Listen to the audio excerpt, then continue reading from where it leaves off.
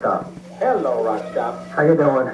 Well, okay, I just made it in the door. Thank God. I was in a panic because we've been riding all day. Oh, I know. I've got relatives that live in Richland, and I've got two in-laws that live up in Seattle now. Ah, okay, yeah, we rode from Portland, but we made a lot of stops along the way because it was quite a group of us. So we really gotta keep stopping and reorganizing. Great. Listen, what I'm going to do, I'm just going to go over a few early things, and then I want to get right into what you're doing now. Okay? Okay. Okay. Basically, the first question I want to ask you, you've probably been asked this a lot of times, is what it was like working for Dick Clark. Well, it was exciting because Dick was, he's definitely an entrepreneur kind of guy, and he was, probably the epitome of someone in high places that hopefully might play your records and whatnot. So American Bandstand was like, that was that was the king of them all. And so back as far back as we go, then that there wasn't a lot of choices. I mean, American Bandstand was really the only national network television show that featured new music. So when I got to actually meet the guy in person, he was it was great, and he's just a great guy, and he loved the group, and we've had this ongoing relationship for almost 40 years, over 35 years. Yeah. I guess I remember action because I was involved over at Columbia myself at the time. Oh, really? Yeah. I worked with Tommy Boyce and Bobby Hart. Oh, man. And I can remember Tommy doing the theme and the whole thing. And I believed at the time Dick didn't really know what he had when we heard about you guys. I mean, it's one of those things, you do a show and you hope somebody's going to be a standout, and sometimes it's somebody you don't really, suspect going to be. Oh, I'm sure that the whole show was like, Dick, I'm sure, was glad that he was able to sell the show in the first place to a network. And because, as I remember, I think the pilot was actually shot for, I can't remember, CBS or NBC, whichever it was. But they decided to pass on it because they couldn't figure a time slot that would make sense. And then the ABC evidently picked it up for, I think, for the summer, for 13 weeks, and it just went over incredibly. And so it just kept getting picked up. And of course, when we were signed to do the show, we were basically kind of the almost the house band, We were the rock group.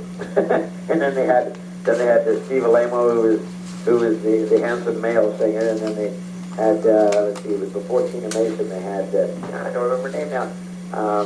I just pulled a blank. Was it Donna Lauren? No, I'm trying to remember what her name was. She had a hit or two. Linda Scott. Linda Scott, yeah. Linda Scott was the first girl singer on the show. And so it was basically Steve Alamo, Linda Scott, Power Generators, and the Action Dancers, which was some boys and girls that would dance real hard out in the back, either in the background or right in the songs. And then of course the formula of the show was to have, if I remember, it was 3 guest stars every episode doing whatever their new hit was, and possibly what their last hit was. Right. And something like that. But anyway, it was a formula that worked, and it was really the first time the kids had a chance to see a lot of the rock groups that they didn't really know what they looked like. And so when a new group would have a hit, or a new artist would have a hit, and they appeared in where the action is, then the kids would have a chance to see what that person looked like performing their song. So, it was before MTV or any of that. Oh, of course. That was it. That was that and American Bandstand on Saturday was really the only link kids had to see and hear their music. And Keith Allison, I guess, did he come the second year? No, Keith came in. Boy, I'm trying to remember.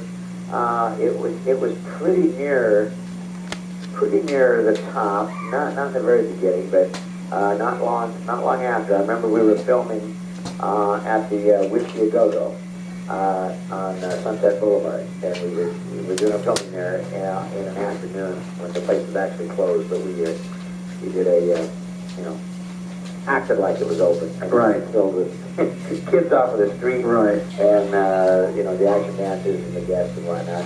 And Keith was in the, God, as I recall, it seems to me like Keith was in the audience or something, and he was such a striking person that he had that Paul McCartney look. Exactly. And so the camera kept picking up on him, and then all the fan mail came in, and everybody, I guess, knew that Keith was a musician, and so they took him on as a regular on the show, and so Keith has been a very, very close friend all of these years. In fact, I knew him even before that. He was playing guitar as an accompanying a singer by the name of Ray Peterson. I know Ray. Well, Laura, I love it. Exactly. Ray Peterson was appearing in Hawaii on a big show at the HIC Arena in Honolulu, and it just so happened we were in Hawaii at that time, having a heyday with Louie Louie, which was a big hit record. Our version was a big hit record in Honolulu and Hawaii, and so we were over there. And man, I guess we were playing all the islands and played every nook and cranny, every bar, every club, and then when this big concert came along, we were added to the concert as the opening act. And I remember Jan Dean was on it, and I think Frankie Valli, Four Seasons, and Ray Peterson, and oh man, I can't remember who else, a bunch.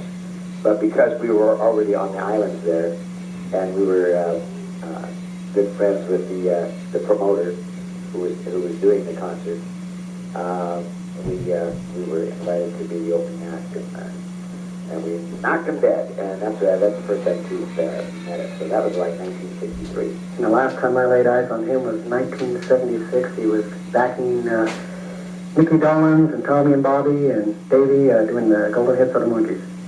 When Keith was touring with him? Yes. Yeah. That's the last time I saw him. He knows everybody. He tours with everybody. He tours with Ringo. He tours with Johnny Rivers. He tours with the Monkeys.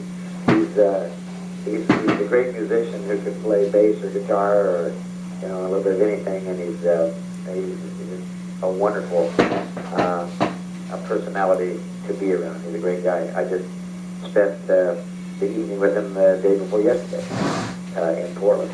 We all got together to have a memorial to Mike Smith, who passed away. I just heard that.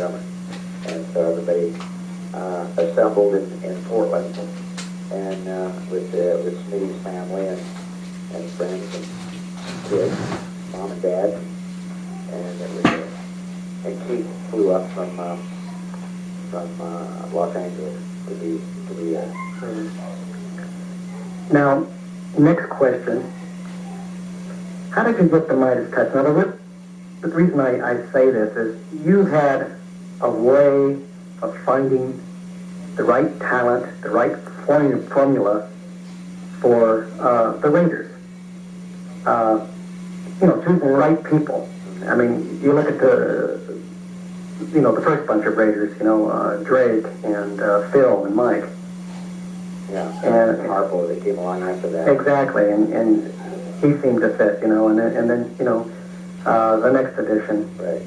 And you never seem to skip a beat. I mean, even after Charlie left and Joe left, you picked up with Freddie Willer and Keith Allison. Right. Did you have this feeling? Did you just, how did that come?